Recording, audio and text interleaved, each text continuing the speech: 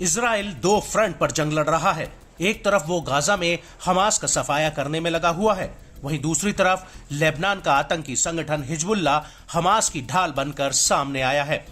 हालांकि इजराइल से सीधी जंग को लेकर हिजबुल्लाह के नेता सैयद हसन नसरल्लाह पहले ही इनकार कर चुके हैं, लेकिन हिजबुल्लाह इजराइल का गाजा से ध्यान भटकाने के लिए बार बार उत्तरी इजरायली बॉर्डर पर हमला कर रहा है।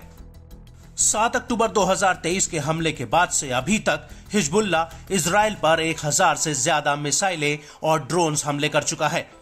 इजरायली सेना के अनुसार उनमें से अधिकतर नाकाम कर दिए गए और इन हमलों के जवाब में इजराइल लेबनान को भी बार बार हवाई हमलों से दहला रहा है, लेकिन हिजबुल्लाह भी पीछे हटने को तैयार नहीं है।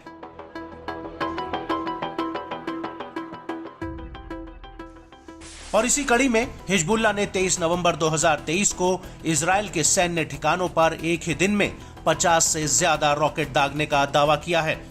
बताया जा रहा है कि हिजबुल्लाह का यह अभी तक का सबसे बड़ा हमला था, जिसमें उसने इतनी बड़ी तादाद में एक ही दिन में 50 रॉकेट दागे हों।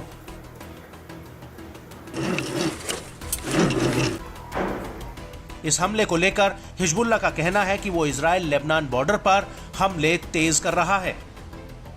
उसके इन हमलों से गाजा पट्टी पर दबाव कम हो रहा है, जहां पर इजराइल हवा, जमीन और समुद्र से हमले कर रहा है।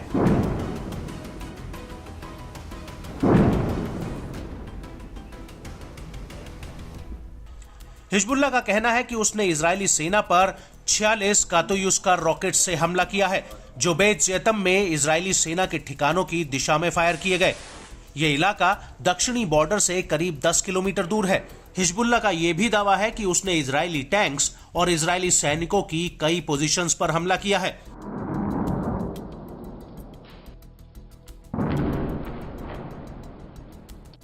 दरअसल हिजबुल्लाह के हमले से पहले इजराइल ने लेबनान पर एक हवाई हमला किया था। यह हमला दक्षिणी लेबनान में बेत याहोन गांव में एक घर पर हुआ था। इस हमले में हिजबुल्लाह के 5 सीनियर लड़ाके मारे गए हैं, जिसमें हिजबुल्लाह के 13 सदस्य टीम के मेंबर मोहम्मद राड का बेटा अब्बास राड भी मारा गया है। और यही वजह है कि इजराइल के इस हमले से हिजबुल्लाह बौखलाया हुआ है। लेकिन गौर करने वाली बात यह भी है कि 7 अक्टूबर 2023 से लेकर अभी तक इजरायली हमलों में हिजबुल्लाह के 83 लड़ाके मारे गए हैं, जिनमें हिजबुल्लाह के कई बड़े लीडर्स भी शामिल हैं।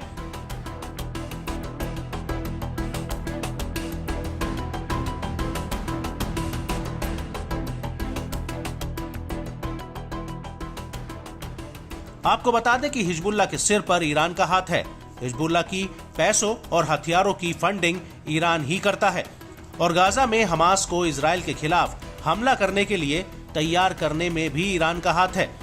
ईरान हिजबुल्लाह और हमास दोनों को ही कंट्रोल करता है और यही वजह है कि 23 नवंबर 2023 को ईरान के विदेश मंत्री हुसैन अमीर अब्दुल्लाहिन लेबनान की राजधानी बेरूत पहुंचे, जहां पर उन्होंने हिजबुल्लाह नेता सैयद हसन नसरल्लाह से मुलाकात की है।